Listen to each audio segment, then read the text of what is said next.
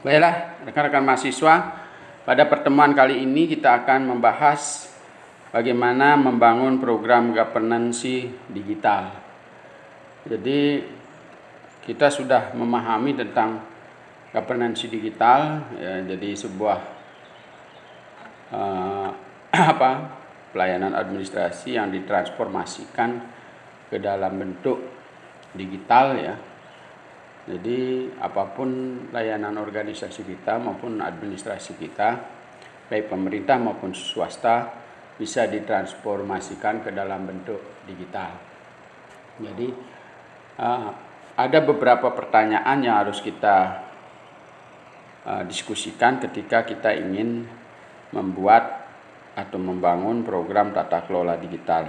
Jadi sebuah pendekatan untuk diterapkan dalam sebuah organisasi yang sangat besar, di mana para anggota maupun masyarakat yang dilayani sangat luas, sehingga penting kiranya kita menggunakan bantuan elektronik untuk melakukan pelayanan dalam berbagai bidang atau dalam berbagai aspek kehidupan masyarakat.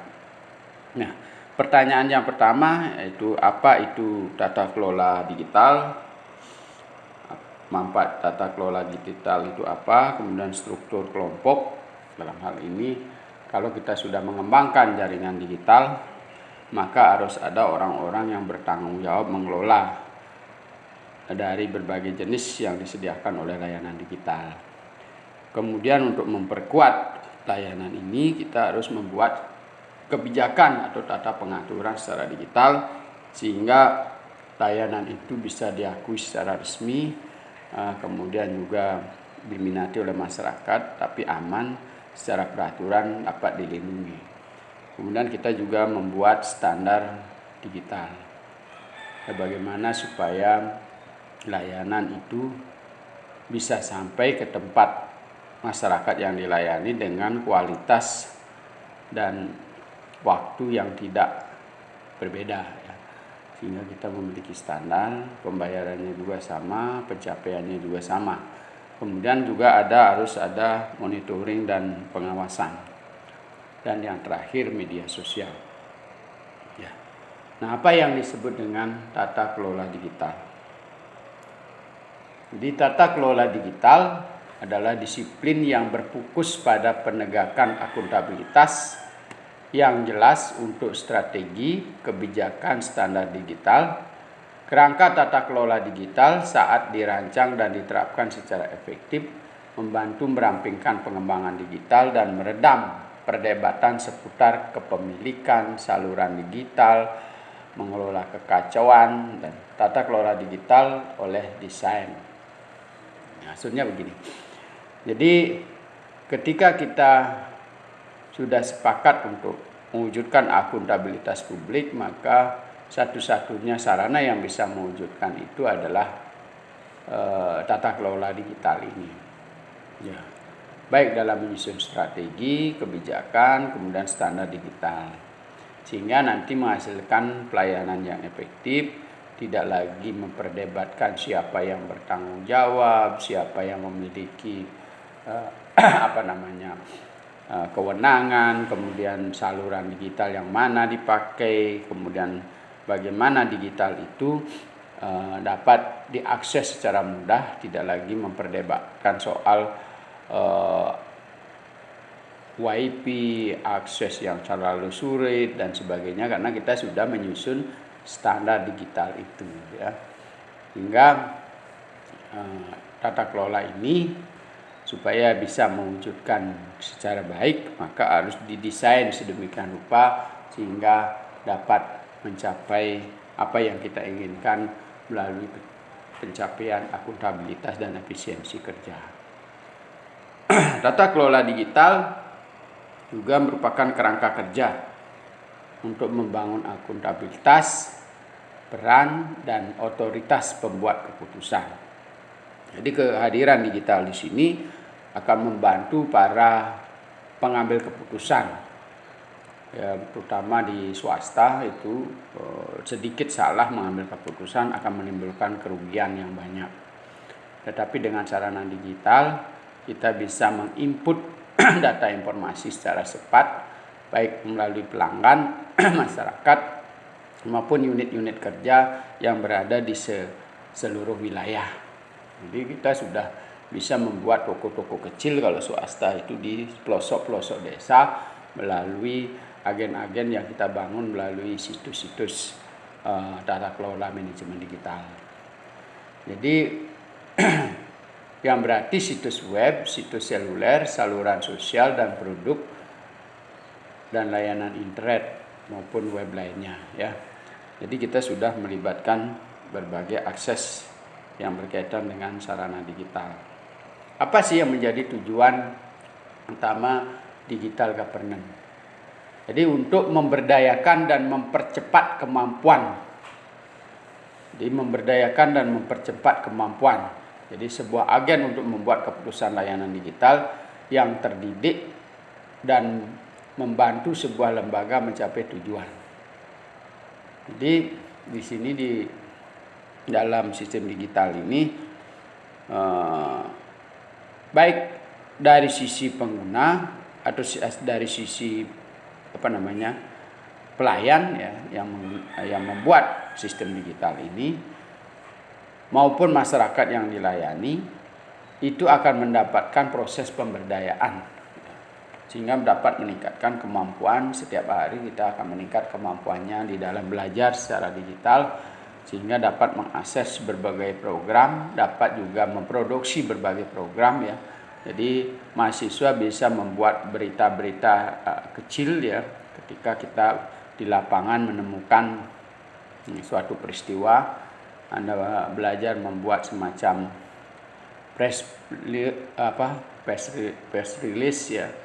Kemudian ditampilkan gambarnya asal tidak berbau sara, tidak berbau gangguan psikologi ya, jadi menakutkan, mengerikan dan sebagainya. Kita membuat berita lalu kita akan berhubungan dengan channel-channel berita televisi yang terkenal di seluruh Indonesia. Kita masukkan ke sana. Jangan Anda berita yang bagus lalu Anda kirim ke media sosial justru tidak bermanfaat. Tetapi ketika Anda mendapatkan berita bagus, desain gambar yang Anda kirim bagus, kita akan bisa terhubung dengan channel-channel televisi. Hingga makin cepat Anda bisa mengambilnya, mengirimnya, maka berita itu kemungkinan akan semakin cepat bisa ditayangkan oleh televisi. Ya. Kemudian apa yang harus disediakan di dalam sistem digital itu? Jadi ada 6 hal yang perlu kita cermati ya. Sebagai digital governance program basic ya, jadi program-program dasar dalam governance digital. Yang pertama tadi sudah saya jelaskan mengenai policy. Ada di situ kebijakan-kebijakan yang harus disiapkan oleh para pengelola kebijakan, para pengelola digital. Apakah itu tanda tangan bupati ya, keputusan bupati untuk mengelola sistem digital di daerah. Nah, itu harus dipersiapkan sehingga nanti dengan adanya kebijakan itu kita bisa mengeluarkan anggaran, kita juga diakui secara resmi sebagai situs yang memang resmi milik pemerintah dan bisa dipakai juga sebagai landasan hukum untuk melakukan tindakan-tindakan hukum seperlunya apabila nanti terjadi semacam kasus hukum baik kepada konsumen maupun dengan agen-agen atau penyelenggara governance digital lainnya. Kemudian ada yang namanya executive support. Jadi daya dukungan digital kita mendukung kegiatan-kegiatan eksekutif, apakah bupati, apakah bapeda atau unit-unit kerja di bawahnya sebagai SKPD ya. Juga nanti interlink ataupun terjadi interkoneksi antar SKPD, antar pemerintah daerah bahkan sampai ke tingkat desa. Kemudian juga ada cakupan digital. Apa saja yang harus diselenggarakan di dalam sistem digital kita? Jenis layanan apa saja yang ingin kita layani? Ya. Jadi dari aspek-aspek apa saja yang perlu kita buat desainnya sehingga masyarakat, semua aspek kehidupan masyarakat itu tercover di dalam sistem digital kita. Kemudian ada standar digital, tadi sudah saya jelaskan. Kemudian digital oversight. Jadi oversight itu apa? Semacam pedoman, kemudian wawasan tentang digital ya. Jadi begitu membaca website kita, di situ ada petunjuk-petunjuk, pedoman-pedoman dari semua situs yang harus dikerjakan. Itu ada semacam buku saku yang harus dikerjakan sehingga bisa mengerjakan semua hal berkaitan dengan kebutuhan masing-masing masyarakat yang dilayani, termasuk juga panduan-panduan bagi para penyelenggara digital. Apakah SKPD ketika mengisi bagian-bagian tugas mereka ada panduan-panduannya. Kemudian struktur kelompok.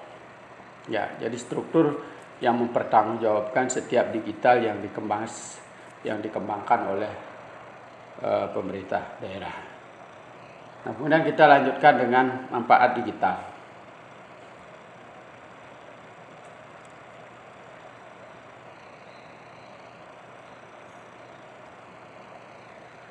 Jadi manfaat digital ada prioritas yang sama.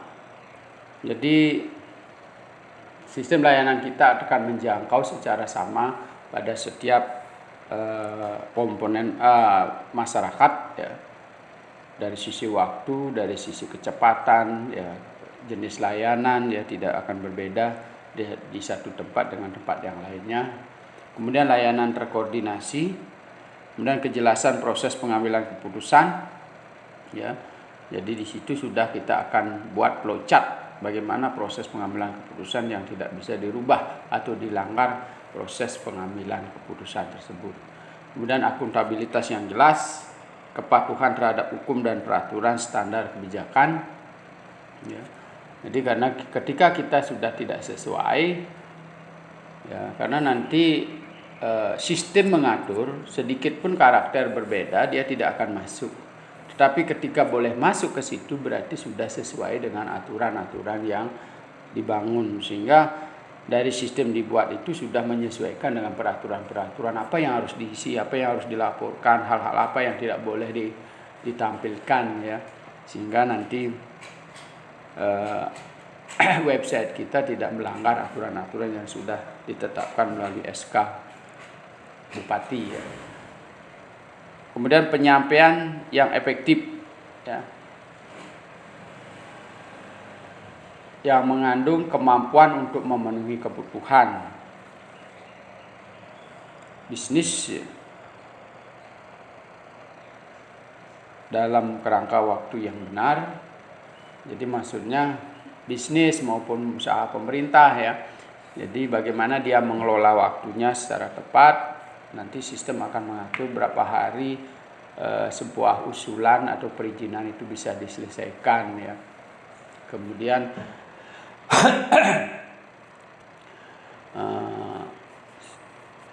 sehingga setiap layanan-layanan yang diberikan oleh pemerintah itu bisa ditakar mengenai waktunya. Jadi sesuai dengan yang diatur di dalam sistem itu. Nah, kemudian juga yang kedua adalah supportable. Jadi apa yang dilakukan di situ sangat support dan tidak bisa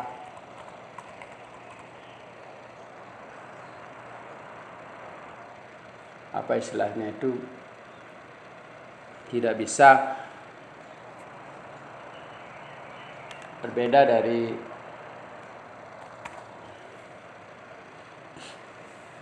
jadi setiap yang dibuat di situ sudah mudah dioperasionalkan ya, jadi masyarakat bisa melaksanakan petunjuk-petunjuk dengan mudah di dalam sistem yang dibangun oleh pemerintah ya, melalui sistem digital ini. Kemudian ada interoperable ya, jadi kapabilitas dari suatu sistem itu tidak dapat diragukan lagi. Jadi sebenarnya dalam sistem itu sudah baik interaksi, kemudian sistem penanggulangan produk, sistem penanggulangan keluhan, sistem delivery produk jasa layanan, itu sudah memiliki kapasitas yang tidak bisa diragukan lagi. Sehingga nanti standar-standar ini harus dipenuhi supaya apa yang disebut dengan interoperable entitas ini bisa tercapai. Kemudian biaya efektif. Jadi dari sisi pengeluaran, baik dari sisi penyelenggara maupun yang menerima layanan, bisa dapat mengeluarkan biaya yang efisien dengan hasil yang efektif. Nah, kemampuan untuk memanfaatkan hubungan pihak ketiga. Jadi ketika kita menuangkan semua sistem itu di dalam digital kita, misalnya seperti potensi sumber daya alam di wilayah kita tampilkan di website kita, maka banyak pihak ketiga tertarik untuk membaca website kita. Mungkin nanti dia akan berinvestasi, mungkin dia punya ide untuk mengelola sumber daya kita. Kemudian ketika kita mengupload program-program yang kita miliki melalui sistem digital kita, misalnya di bidang pertanian, di bidang perikanan, maka banyak pihak ketiga yang tertarik. Tanpa disuruh pun mereka akan meluangkan dirinya untuk terlibat di dalam sistem tata kelola digital kita. Kemudian bagaimana membangun program? Dalam mengembangkan program digital ini, kita akan pertama yang kita bentuk adalah tim, ya. Jadi kelompok kerja. Jadi masing-masing SKPD akan ditentukan siapa yang bertanggung jawab di bidang IT, ya. Apakah di SKPD itu ada 2 atau 3 atau 1, nanti digabung dalam sistem atau tim pengelola manajemen digital di tingkat daerah. Kemudian menilai apa yang ada sekarang, apa yang sudah dia miliki. Infrastrukturnya ada nggak? WiFi-nya ada nggak yang tersedia? Kuat apa tidak dia untuk melayani dalam skup pelayanan SKPD atau dalam skup pelayanan daerah atau skup dalam pelayanan desa? Apa yang bekerja, apa yang tidak bekerja dengan baik. Jadi kita analisis semua sumber daya yang kita miliki, peralatan-peralatan yang kita miliki, ya. Kemudian siapa yang melakukan apa, jadi orang-orangnya juga, apakah kita memiliki orang-orang yang terampil di bidang IT, ya, atau tidak, ya. Kemudian menentukan tujuan program baru, kemudian kembangkan struktur kelompok. Jadi dari sisi program apa saja yang sudah ada, setelah disupport oleh sistem digital yang lebih kuat, maka kita akan memungkinkan untuk mengembangkan program-program baru. Kemudian di dalam perjalanannya nanti mungkin yang sudah kita buat belum memenuhi, tapi dalam perjalanan ada usulan-usulan yang menarik dari masyarakat atau klien, kita tambahkan lagi programnya di situ. Kemudian kembangkan struktur kelompok. Yang berikutnya adalah bagikan pembaharuan dan umpan balik, ya. Bagi terima, maksudnya ada interaksi pembaharuan, ya. Jadi ada umpan balik dari masyarakat untuk bisa kita perbaiki dalam sistem. Kemudian ada proses implementasi, kemudian dilakukan berulang-ulang. Nah, proses ini dilakukan berulang-ulang. Kenapa uji coba ini perlu dilakukan? Karena membangun sistem digital ini tidak mudah, karena banyak kendala yang kita hadapi, apalagi sekarang ini kita masih keterbatasan di bidang infrastruktur digital. Jadi bandwidth-nya masih lemah, kemudian kemampuan dari SDM, komitmen dari kepemimpinan di bidang digital juga lemah. Dari sisi kebijakan juga belum mendukung secara sepenuhnya. Ada beberapa tahapan yang perlu ditempuh di dalam membangun e-governance ini menurut Hasibuan dan Santoso. Yang pertama adalah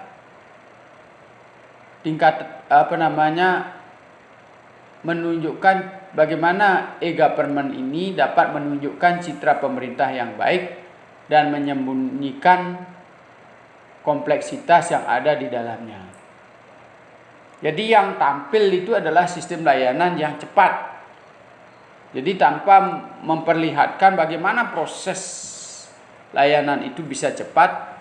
Jadi keruwetan dalam menyusun belangko-belangko, keruwetan dalam menyusun anggaran, keruwetan pegawai hilir mudik, ini tidak terlihat. Yang terlihat oleh masyarakat adalah layanan yang cepat.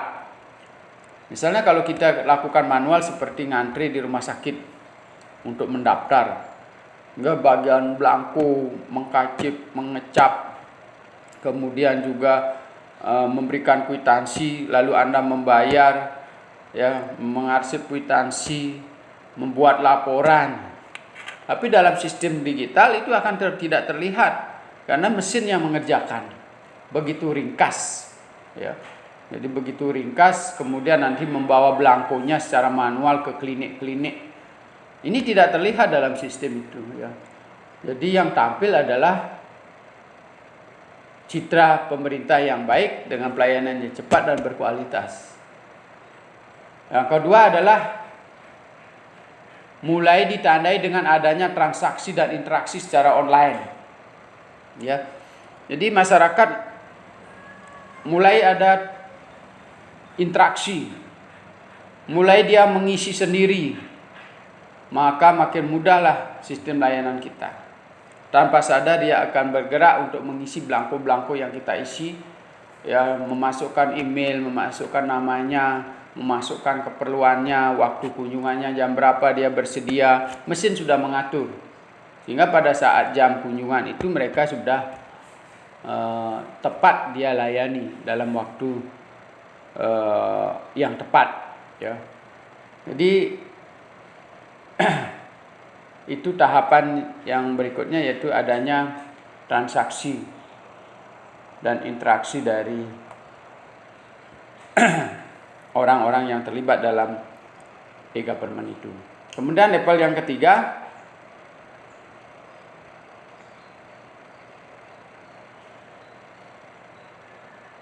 kerjasama atau kolaborasi secara online. Jadi tadi ada interaksi, ada transaksi, sekarang ada kerjasama.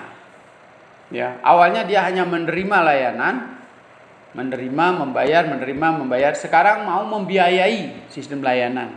Jadi ada pihak ketiga yang mau membiayai. Jadi kita membangun kolaborasi governance. Seperti yang saya jelaskan tempo hari, ada kolaborasi governance. Ya. Kemudian yang keempat, di level 4 adalah e-government sudah semakin kompleks, bukan hanya memerlukan kerjasama antara institusi dan masyarakat, tetapi juga menyangkut arsitektur teknik yang semakin kompleks. Jadi desain mulai tampil lebih baik, ya. Kemudian apa yang dikerjakan mulai dikembangkan, ya. Jadi awalnya kita hanya menyasar kebutuhan dasar, ya, kesehatan, pendidikan, ya. Kemudian juga berkaitan dengan bahan pangan dan sebagainya. Lalu kita berkembang. Mulai di situ ada layanan servis kendaraan, layanan servis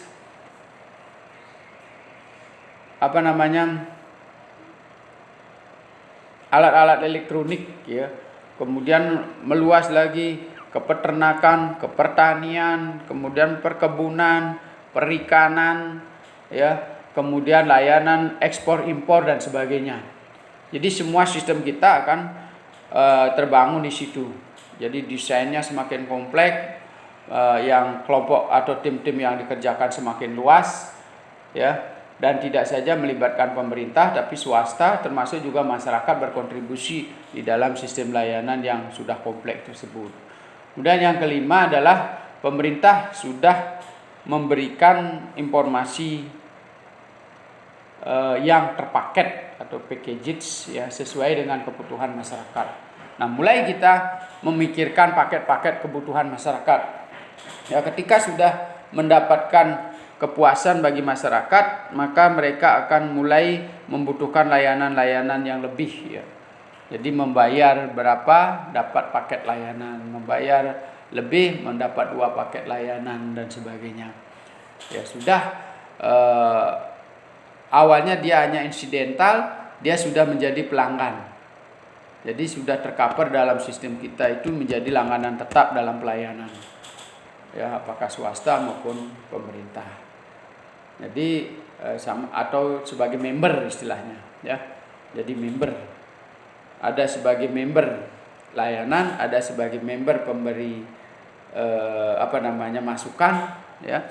Ada sebagai member kolaborasi atau kerjasama. Jadi siapa yang sudah menjadi jaringan kerjasama, sehingga kontribusi mereka juga berbeda. Kemudian tahapan yang menurut Impres nomor 3 2003, yang pertama adalah persiapan. Jadi dalam tahapan persiapan apa yang perlu dilengkapi? Ya, pembuatan situs informasi di setiap lembaga. Ya, kita anggap sudah infrastrukturnya sudah ada. Jadi yang pertama adalah membuat situs informasi di setiap lembaga. Yang berikutnya adalah penyediaan SDM. Ya. Penyiapan sarana akses yang mudah. Misalnya menyediakan sarana multipurpose, community center, warnet, SME, ya. Jadi kemudian sarana-sarana lain, ya, media sosial, Facebook, Instagram, sehingga apapun yang digunakan oleh masyarakat bisa mengakses sistem layanan kita. Ya, jadi di website kita bisa tertayang di semua sosial media, ya, sehingga bisa terbaca. Jadi orang yang senang dengan Instagram, dia akan membaca di situ dan membuka dari situ. Yang lain membuka dari situ dan sebagainya, ya. Kemudian berikutnya adalah sosialisasi sistem informasi baik untuk internal maupun untuk publik, ya.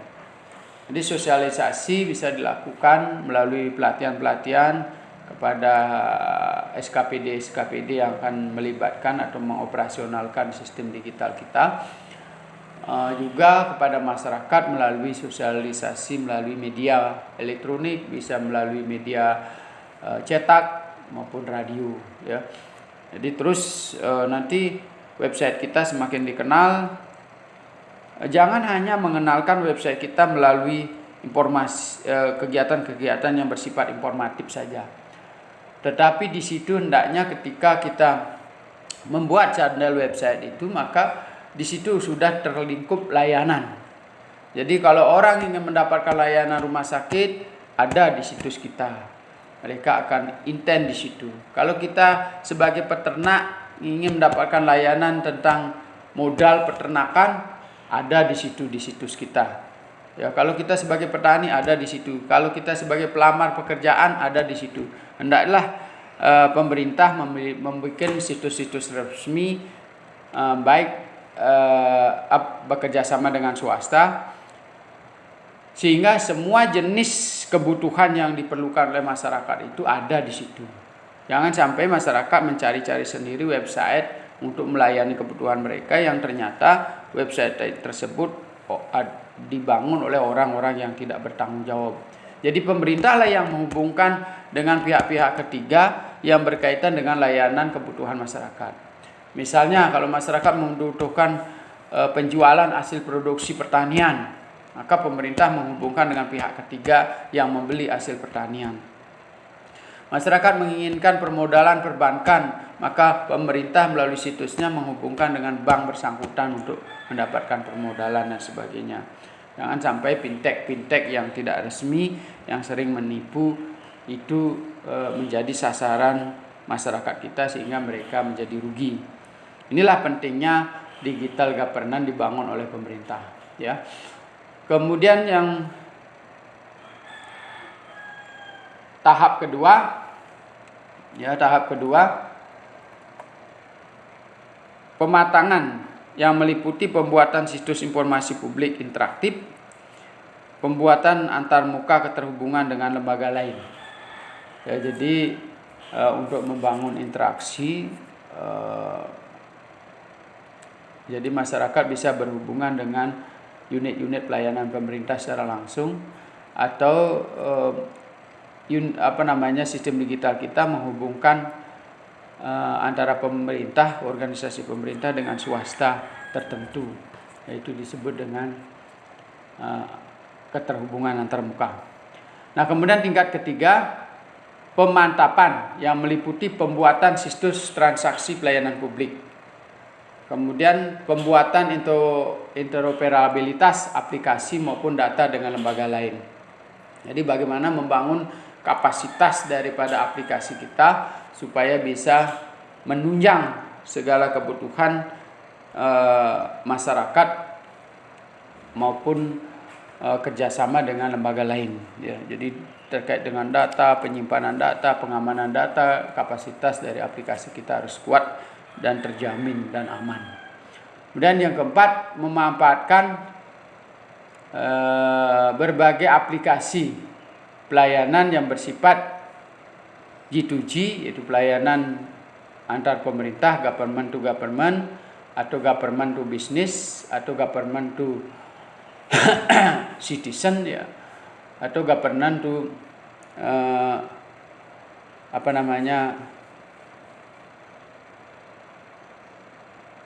ekonomi, ya. Jadi bagaimana supaya setiap masyarakat itu bisa dilayani secara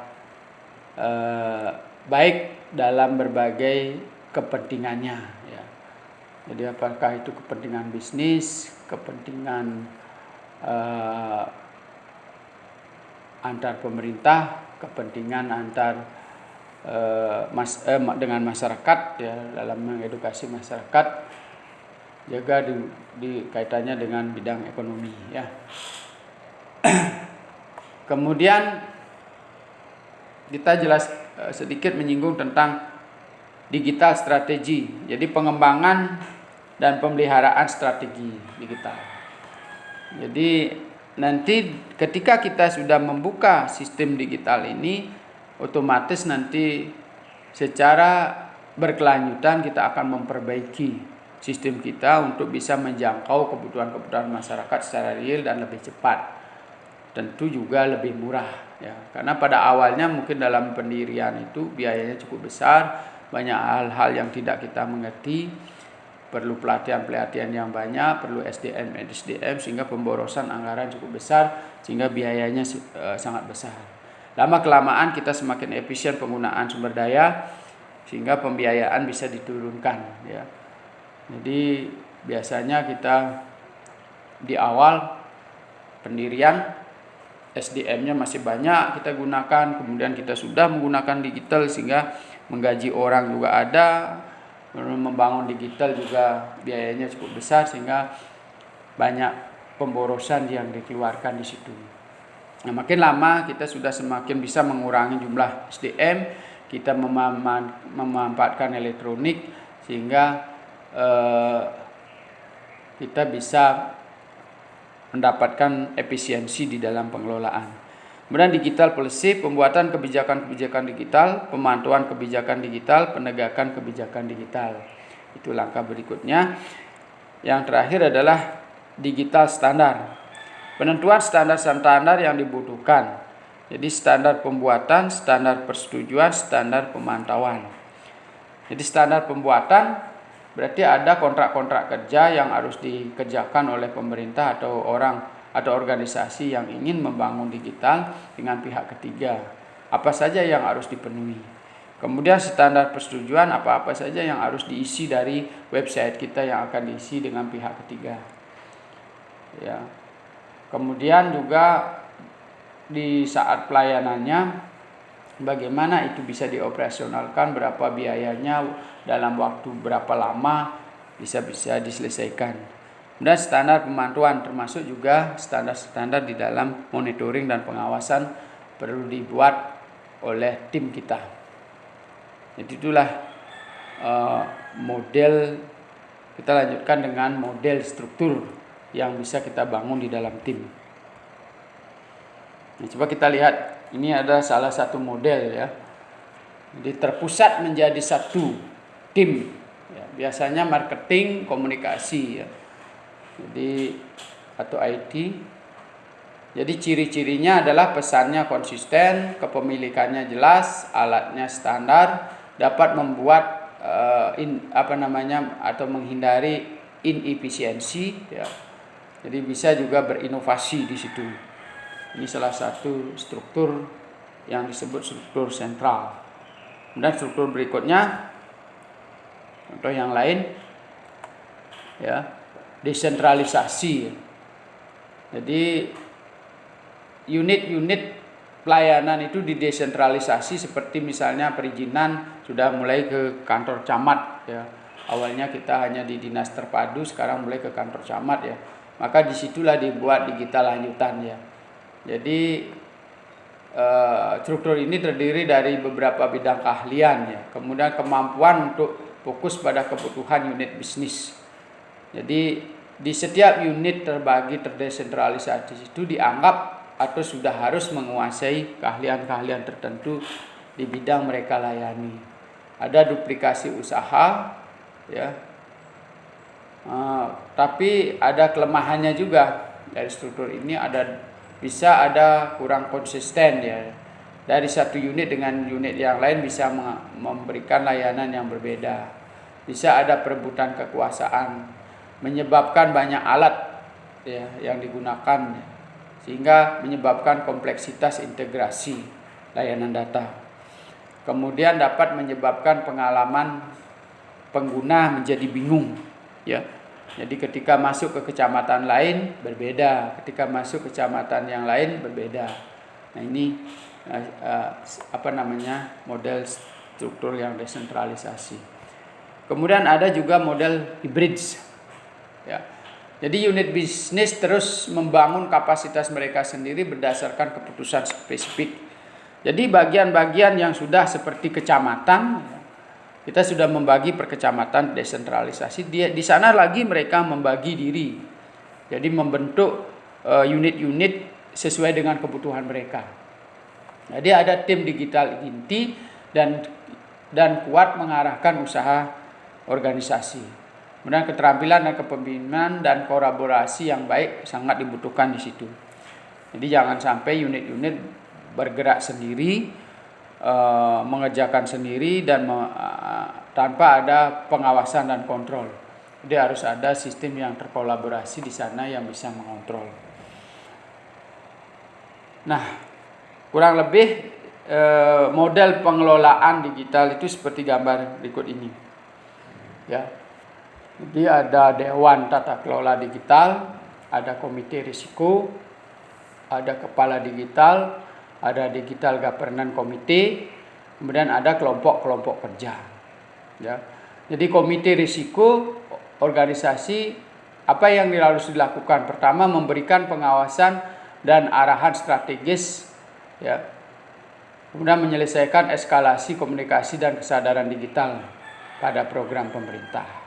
Kemudian kepala digital apa fungsinya? Memberikan kepemimpinan dan arahan secara keseluruhan, menyetujui kebijakan dan semua pedoman, prosedur dan standar terkait digital. Ya, kemudian digital komite apa fungsinya?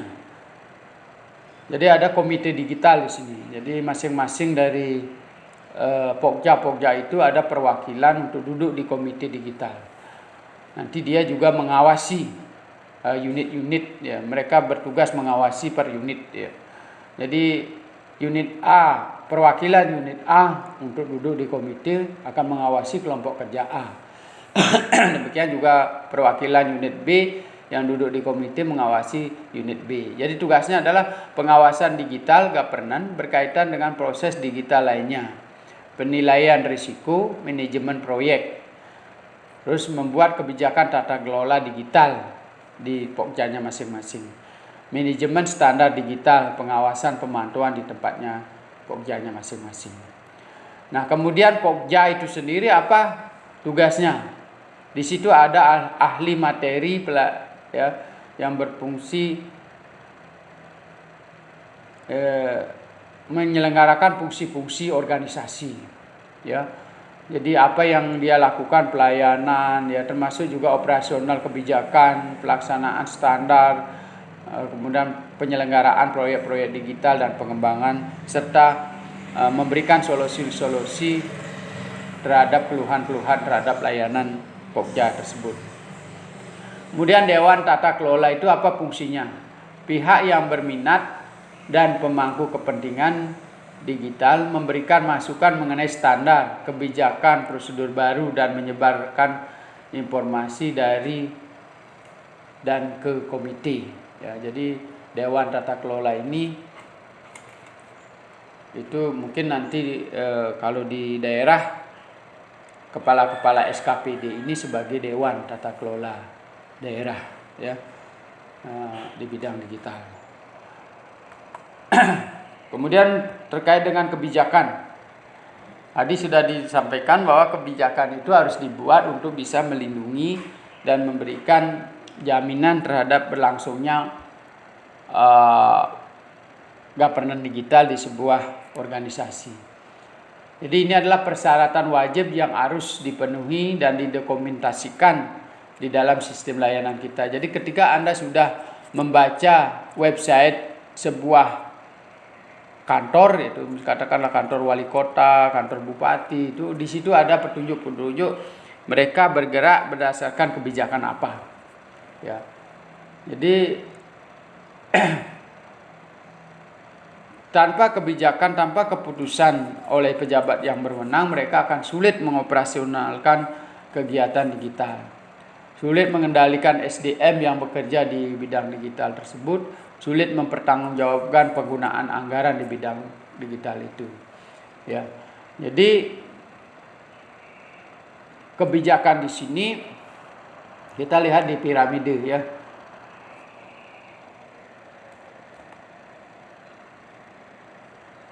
Yang paling puncak itu adalah arah manajemen tingkat tinggi. Mengapa harus melakukan ini? Jadi kebijakan privasi di situ, kebijakan penggunaan email, ya, kemudian juga password dan sebagainya. Kemudian di level kedua ada standar minimum tingkat atau aturan yang dapat diterima. Jadi standar minimum apa yang dibutuhkan, misalnya standar keamanan server, ya. Kemudian di bagian ketiga ada guideline. Jadi saran dan rekomendasi tambahan, informasi bermanfaat, misalnya pedoman diskriminasi ketenaga kerjaan. Ya, kemudian yang terakhir adalah prosedur. Jadi yang paling bawah piramid itu prosedur. Jadi aliran proses atau rincian instruksional bagaimana setiap orang yang berinteraksi di situ melakukan kegiatannya. Misalnya prosedur pemintaan perangkat lunak. Ya. Kemudian kita lanjutkan dengan kebijakan pengelolaan digital.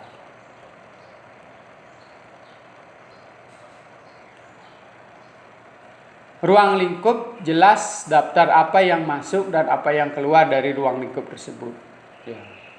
Jadi ada ruang lingkup yang pertama di kebijakan itu. Jadi ruang lingkup dari kebijakan tersebut, ya, apa yang harus diatur di situ, apa yang tidak diatur di situ. Kemudian ada struktur tata kelola. Jadi jelas otoritas manajemen di situ mengenai peran, tanggung jawab, ya, dari masing-masing pekerja di situ, dari struktur itu, sehingga dapat didefinisikan mengenai kontrak kerjanya, kemudian laporannya ke komite, ya. Kemudian ada standar digital, siapa yang menciptakan, siapa yang menyetujui, di mana mereka publikasikan, bagaimana melaporkan dan sebagainya, bagaimana menerima keluhan dan sebagainya. Kemudian pelaporan manajemen, jadi membuat daftar frekuensi laporan manajemen, siapa yang menerima, siapa yang memprosesnya. Ya. Kemudian pengecualian kebijakan, ada persetujuan, jadi ada di situ apa istilahnya diskresi, ya, penggunaan kebijakan, kapan digunakan, ya, pada waktu-waktu kapan digunakan, ya, misalnya ngerubah password, ya, ketika terjadi kerusakan sistem, siapa yang mengambil alih dan sebagainya. Ada hal-hal yang bisa kita lampaui dari aturan-aturan yang ada. Tentu saja juga harus diatur di dalam kebijakan-kebijakan governance digital ini. Item penting lainnya yang dapat disertakan. Jadi kita bisa mengatur item-item lain seperti misalnya domain management, content management, mobile management, social media management, ya. Kemudian aksesibilitas, keamanan teknis, terjemahan bahasa, kemudian web link, ya, mengelingkan situs ke situs lain, hak milik intelektual, pribadi, record manajemen dan lain-lain yang perlu diatur di situ. Jadi kita semua atur dengan kebijakan pengelolaan digital. Sehingga apa-apa yang dilakukan itu resmi, bisa dipahami oleh masyarakat dan bisa dijadikan landasan hukum ketika kita menghadapi persoalan hukum. Nah, kemudian kita ringkas kebijakan pengelolaan digital, ya. Jadi termasuk dalam cakupan kebijakan misalnya situs web eksternal organisasi, halaman web, aplikasi, kemudian situs pihak ketiga yang boleh nyantol ke kita, kemudian laman media sosial, Facebook, LinkedIn, dan lain-lain. Kemudian ada citra organisasi, multimedia, konten-konten yang dapat diakses secara eksternal, kemudian aplikasi mobile perusahaan atau organisasi, ya. Jadi kemudian situs-situs yang dikecualikan cakupannya misalnya surat elektronik, solusi internal, situs web intranet, ya. Jadi yang tidak, sebagian besar yang dikecualikan cakupannya itu yang diatur secara internal, ya, yang tidak dipublikasikan, ya. Dan standar penilaian risiko. Jadi standarnya apa? Yang standarnya mempengaruhi pendapatan, pemrosesan transaksi, laporan keuangan harus ada di situ, memberikan arahan untuk memastikan kepatuhan hukum, kemudian merek corporate, ya, atau merek atau nama instansi gitu, kalau di organisasi, memberikan arahan untuk menghindari publisitas media buruk, risiko reputasi lainnya. Jadi yang berkaitan dengan media buruk, ya, jangan sampai nyantol ke tempat kita atau berita-berita yang kurang positif, ya.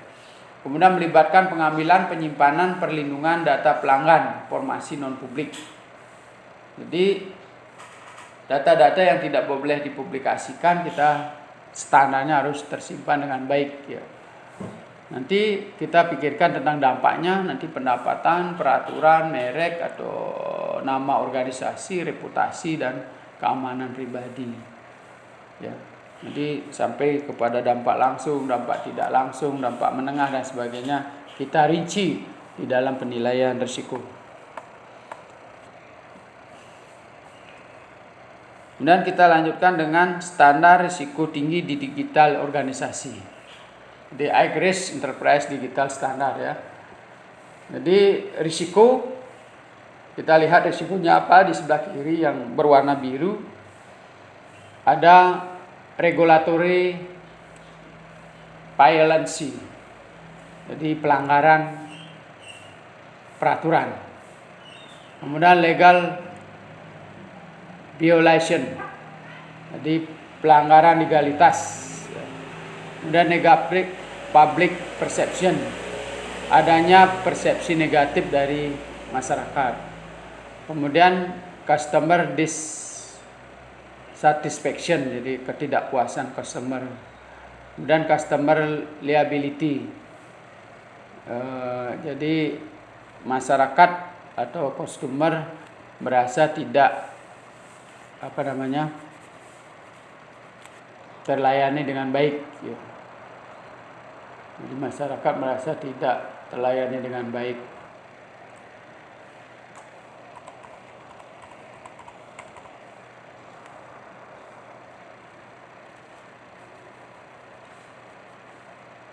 Jadi customer liability itu adalah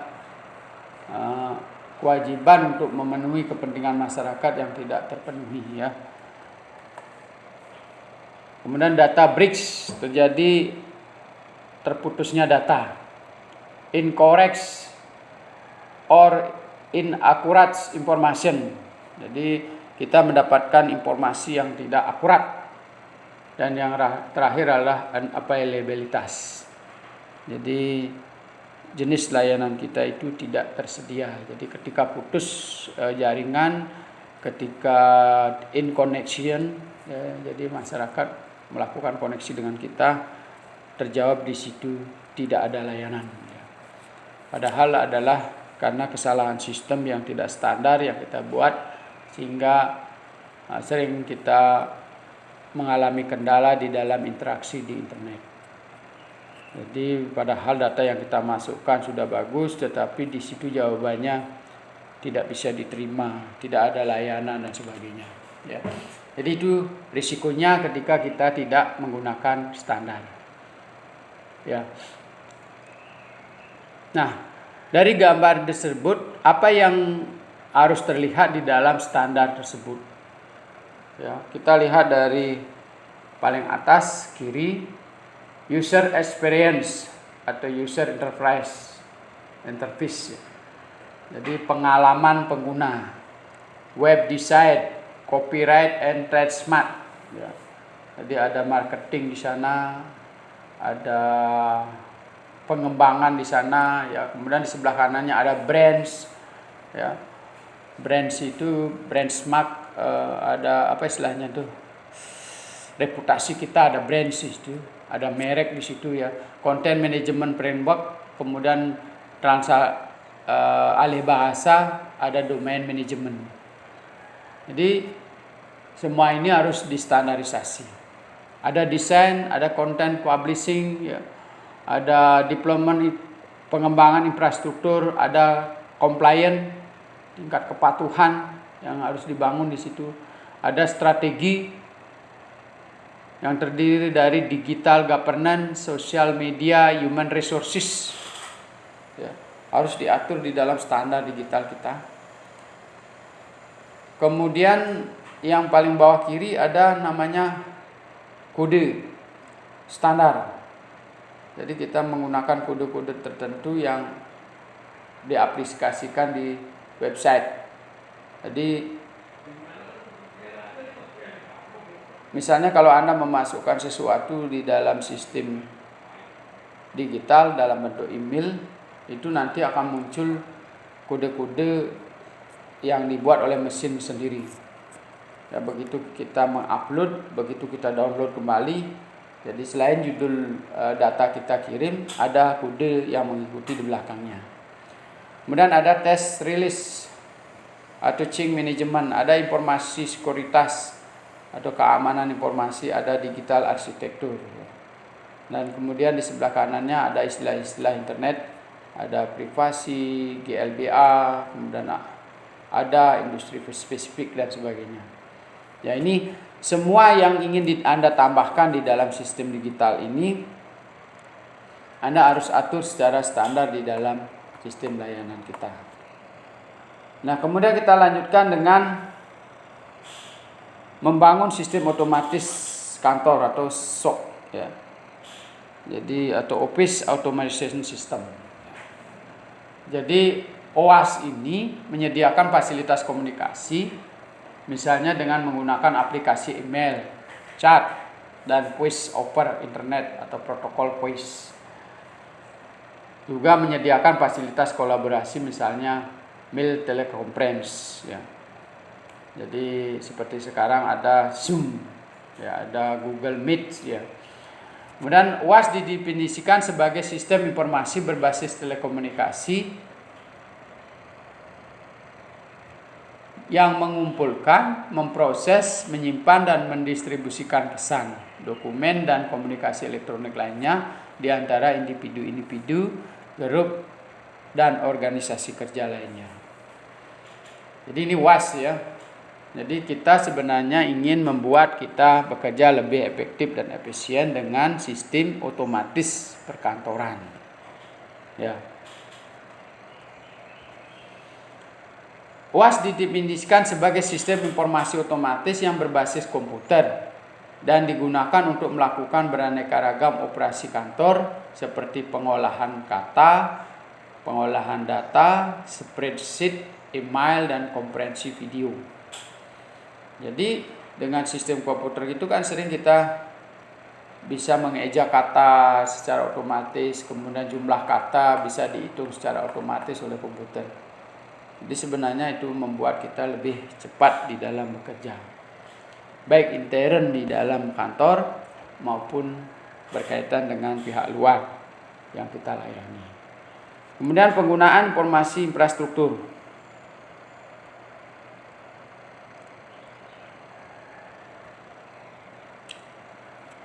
Jadi membangun jaringan komunikasi mendukung peran telekomunikasi dan kolaborasi. Jadi kita membangun jaringan komunikasi ya untuk mempermudah pekerjaan kita dan melakukan kolaborasi dengan pihak lain untuk meringankan beban biaya operasional kita. Peran telekomunikasi adalah menyediakan fasilitas untuk berkomunikasi dan menukar data, pengetahuan dan informasi melalui IT. Sedangkan peran kolaborasi tidak hanya menukar data, pengetahuan dan informasi, juga menggunakan untuk bekerja sama melalui aplikasi IT. Jadi ini 3 kata yang sangat penting di dalam sistem governance digital itu: membangun jaringan, kolaborasi, dan IT. Ya. Jadi ini hal-hal yang perlu kita ingat: jaringan, kolaborasi, IT. Jadi jaringan termasuk infrastruktur, termasuk SDM, termasuk organisasi berjaringan. Ya. Kemudian kolaborasi individu dengan pemerintah, individu dengan swasta, swasta dengan swasta, pemerintah dengan swasta.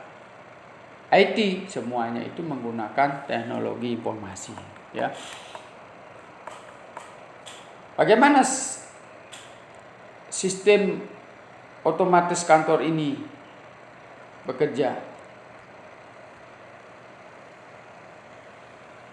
Jadi SOK terdiri dari sistem komunikasi elektronik, sistem kolaborasi elektronik, sistem publikasi dan pengolahan email elektronik, dan sistem pengelolaan kantor. Jadi sistem sebelah kiri kita lihat sistem komunikasi elektronik seperti messaging, fax email, bulletin board, sistem atau BBS, VoIP, ya, misalnya WA, Line, Google Talk, ya. Kemudian membantu sistem otomatisasi kantor, ya. Apa yang dibuat? Sistem publikasi dan pengolahan email elektronik, misalnya desktop publishing, electronic document management atau EDM, presentation grafik. Ya, jadi kita melihat perkembangan layanan kita. Jadi otomatis di situ kita tidak perlu lagi membuatnya di Excel. Jadi setiap hari, setiap detik kita lihat perkembangan layanan kita. Misalnya di bidang kesehatan, di bidang pertanian, nanti grafiknya akan kelihatan di situ setiap detik. Setiap ada orang yang menggunakan, langsung naik ratingnya. Setiap ada orang yang menggunakan, langsung naik ratingnya, bertambah terus. Sama dengan Anda melihat kunjungan-kunjungan terhadap website, ya. Setiap hari bertambah sampai ribuan jutaan pengunjung. Sama dengan kita melihat video berapa kali diputar, setiap kali bertambah grafiknya secara otomatis. Jadi kita tidak perlu lagi menghitungnya secara manual, ya. Kemudian multimedia presentation seperti sekarang ini, kita bisa melakukan presentasi melalui media, nanti dibantu oleh Google Meet ataupun Zoom ataupun melalui video YouTube, ya. Kemudian broadcast, rekaman video dan audio melalui pemutar media Apple atau iPad, ya. Jadi bagaimana sedapat mungkin kita meningkatkan kapasitas kantor kita.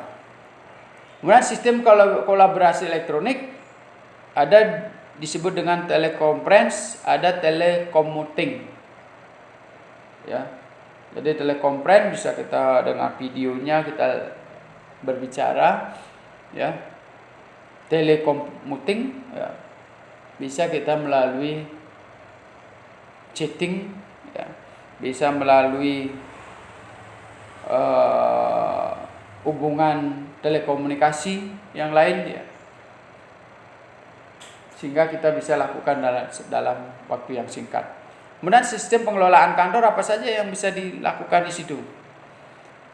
Desktop aksesoris seperti kalkulator, jam, notebook, ya, notepad, daftar telepon, agenda, scheduling, ya, jadwal kegiatan, ya, kemudian elektronik scheduling dan sebagainya, ya, sehingga semua dibantu oleh elektronik secara otomatis. Ini mohon dipahami sehingga mahasiswa bisa memanfaatkan secara maksimal gadget yang kita punya untuk bisa meningkatkan kapasitas atau interoperabilitas kita di dalam menggunakan sistem layanan melalui digital. Nah, di situ ada penjelasan tentang messaging. Messaging adalah sistem percakapan atau interaksi banyak pihak yang memungkinkan individu atau grup berinteraksi, berkomunikasi melalui chat, email, voicemail, pesan suara, pesan langsung, instant messaging atau IM, kemudian melalui Yahoo atau Jabber, pesan teks melalui SMS. Ini messaging. Kemudian berikutnya sosial media. Yang terakhir sosial media.